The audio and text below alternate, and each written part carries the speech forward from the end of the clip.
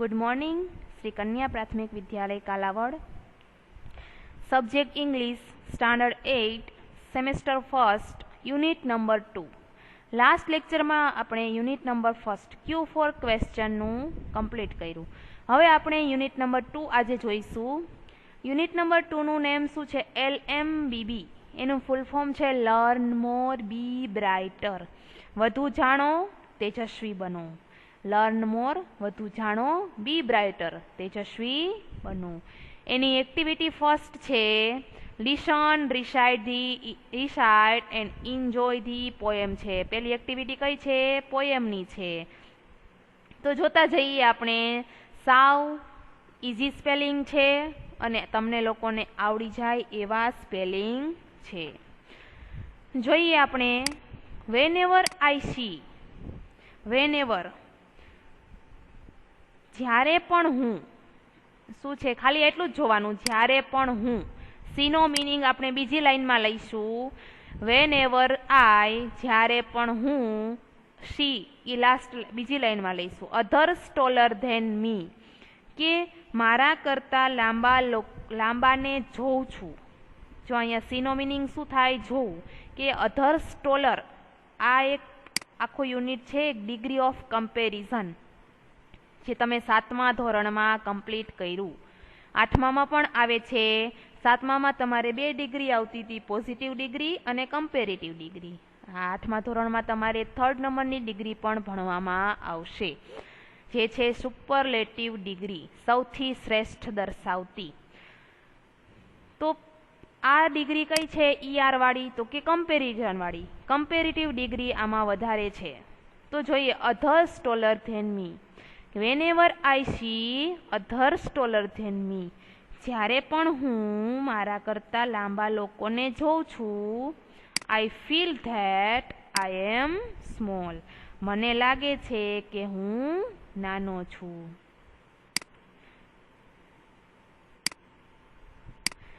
And I wish I var toll, કે હું ઈચ્છું છું કે હું લાંબો હોઉં। શું છે આ 4 લાઈન? શું કે છે?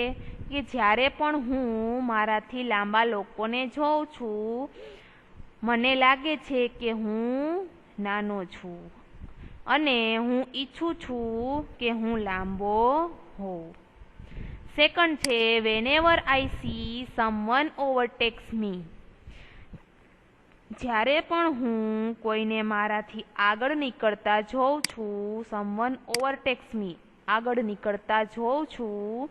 આઈ વિશ માય લેગ્સ વર લોંગર, કે હું ઈચ્છું છું કે મારા પગ વધુ લાંબા હોય। ટુ કેરી મી ફાસ્ટર, કે મને ઝડપથી આગળ લઈ જવા। ફરીથી જોઈ લઈએ।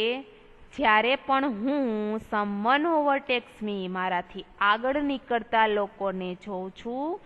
આઈ વિશ માય લેગ્સ વર લોંગર, કે હું ઈચ્છું છું કે મારા પગ વધુ લાંબા હોય। ટુ કેરી મી ફાસ્ટર, કે મને ઝડપથી આગળ લઈ જવા। થર્ડ નંબર છે વેનએવર આઈ હિયર, અહીંયા જો 2 લાઈન, આ 4 લાઈન અને આ 4 લાઈનમાં શું છે? સી એટલે જોવું, અને અહીંયા છે હિયર એટલે સાંભળવું। Whenever I hear oh your friend is such a dear, શું કે છે? કે જ્યારે પણ હું સાંભળું છું, ઓહ અરે, your friend is such a dear, કે તારો ફ્રેન્ડ કેટલો વહાલો છે। I feel like asking why, મને શા માટે, વાય પેલા લેવાનું છે, શા માટે, મને એને પૂછવાનું મન થાય છે। And it makes me cry, અને મને રડવું આવે છે।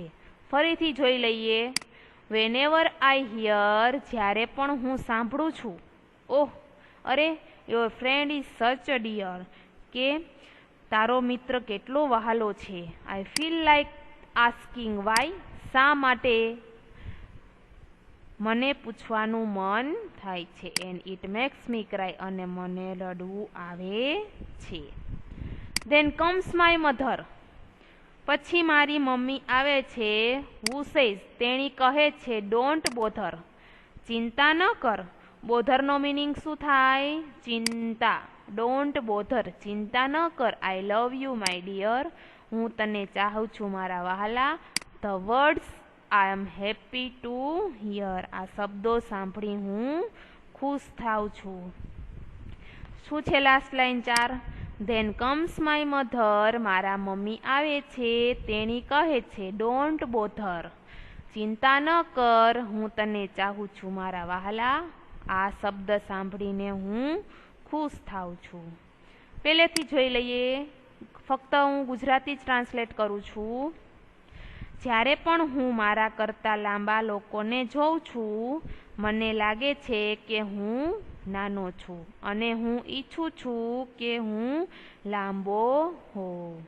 વેનએવર આઈ સી જ્યારે પણ હું મારાથી આગળ નીકળતા લોકોને જોઉં છું, હું ઈચ્છું છું કે મારા પગ પણ લાંબા હોય, મને ઝડપથી આગળ લઈ જવા. જ્યારે પણ હું સાંભળું છું, અરે તારો મિત્ર કેટલો વહાલો છે, શા માટે, મને પૂછવાનું મન થાય છે અને મને રડવું આવે છે. પછી મારા મમ્મી આવે છે, તેણી કહે છે ચિંતા ન કર, હું તને ચાહું છું મારા વહાલા. આ શબ્દ સાંભળીને હું ખુશ થાઉં છું. ડન. હવે સેકન્ડ નંબરની એક્ટિવિટી જોઈ લઈએ. સેકન્ડ નંબરની એક્ટિવિટી છે બુર્જ ખલીફા, જે તમે લોકોએ જોઈ હશે. દુબઈની ઊંચી, વર્લ્ડની ઊંચી ઇમારત એટલે કે બુર્જ ખલીફા, જે ક્યાં આવેલી છે? દુબઈ. ચિત્રમાં જોયેલી હશે, લાઈવ તો જોયેલી હશે નહીં. તો જોઈ લઈએ આપણે થોડુંક બુર્જ ખલીફા વિશે. Burj Khalifa is the tallest building in the world. જો અહીંયા ટોલેસ્ટ આવ્યું છે, ડિગ્રી ઓફ સુપરલેટિવ. આ કઈ ડિગ્રી છે? સુપરલેટિવ છે. તમારે આ 8th સ્ટાન્ડર્ડમાં સ્ટડીમાં આવશે.